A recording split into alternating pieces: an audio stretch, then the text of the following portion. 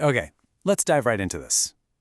Welcome to today's explainer, where we're going to tackle a scenario that, honestly, every single person who manages infrastructure has faced at least once. Picture this, right? You're sitting at your desk, you're sipping your coffee, and you are staring down a completely routine server update.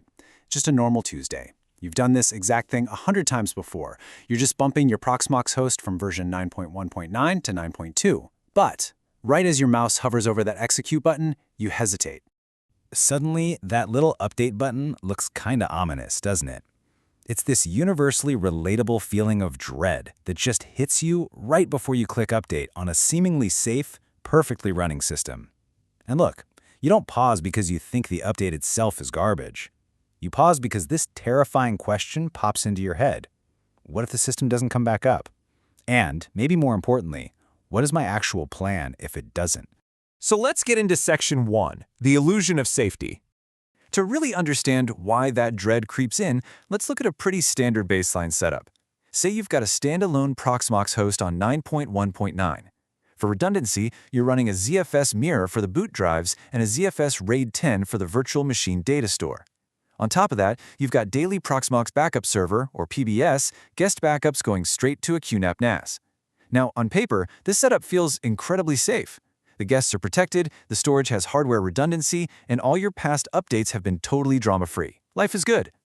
But that brings us to Section 2, the hypervisor safety gap. Now, what's really interesting here is what we call the hypervisor safety gap. This is that sudden anxiety-inducing realization that protecting your passengers, your virtual machines and containers, is an entirely different beast than protecting the platform, which is the Proxmox hypervisor itself.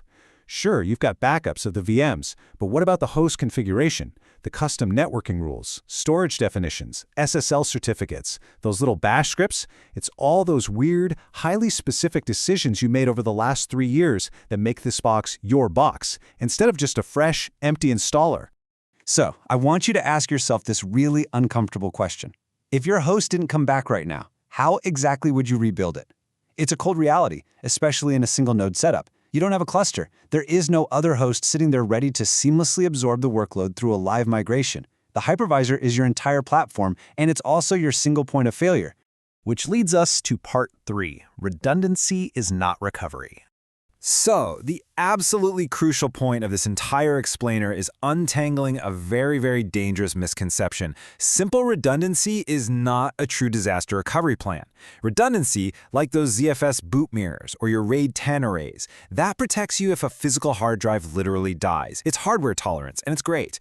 But a ZFS mirror will absolutely not save you from a mangled boot environment or a software package upgrade that goes completely sideways. True disaster recovery means having a tested, proven method for rebuilding the platform when the software fails. Because if an update does break your single host, this is what your manual recovery path actually looks like. You have to reinstall Proxmox from bare metal, then you import the storage pools, restore your configuration files, probably from memory or some outdated text file, reconnect your backup server, and then finally bring your guests back online. Honestly, walking through that sequence quickly strips away all the romance of running a single node setup. Moving on to Section 4, a hope with timestamps. Let's talk about the actual philosophy of backups. There's this classic quote from infrastructure veterans. A backup you have never restored is not a plan, it's a hope with timestamps. It's incredibly blunt, but man, it hits the nail on the head. Taking endless snapshots and running automated daily backups without ever doing a test restore, that is a recipe for absolute disaster. You are basically just crossing your fingers and trusting a file you've never even tried to open. And this brilliantly illustrates what we call the dependency trap. Think back to that baseline setup we talked about. Daily PBS backups to a QNAP NAS. Sounds bulletproof, right? Well, what if the Proxmox Backup Server runs as a VM on that NAS? Or what if your encryption keys or your data store credentials are locked inside a password manager hosted on the exact Proxmox system that just died? It's a catch-22. This is exactly where good enough home lab thinking fails spectacularly. Critical dependencies absolutely must be available independently of the host you're trying to fix. Now, there is an old-school trick out there, often debated by the graybeards of infrastructure, to bypass software update risks. You physically remove one disk from your mirrored boot pair before you run the update. If the update ruins the system, you just boot from the untouched disk that you safely put on a shelf, wipe the bad disk, and rebuild the mirror. It's a tangible, physical rollback. But It's also a really dangerous cargo cloak practice, because if you don't fully understand your bootloader and exactly how to safely resol for ZFS, you can easily turn a completely normal software update into a self-inflicted data loss nightmare. All right, let's get into Section 5, the boring checklist. So, what's the real solution here? Well, true disaster recovery isn't theatrical. It's not dramatic. It shouldn't be this intense mystery you have to solve on the fly while sweating bullets in your server room. The absolute best recovery plan is just a boring, repeatable, thoroughly documented procedure. Part of that boring procedure is knowing the difference between a minor update and a major upgrade. Major upgrades, they deserve the full checker ritual. Fix every warning before you proceed. But even with minor updates, you've got to read the release notes. And I mean really read them, not just skim.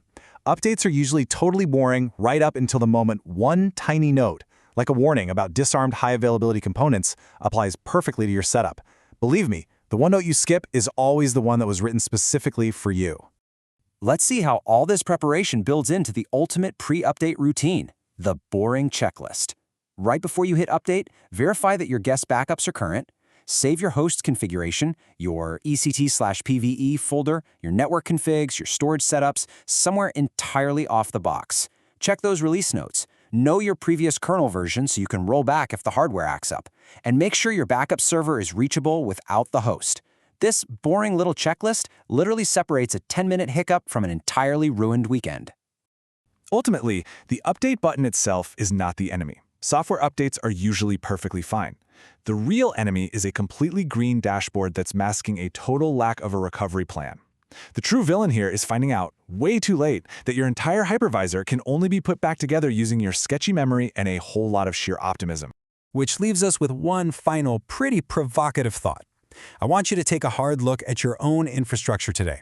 Is your recovery plan a genuinely tested, well-documented procedure? Or is it really just a history of remarkably lucky updates?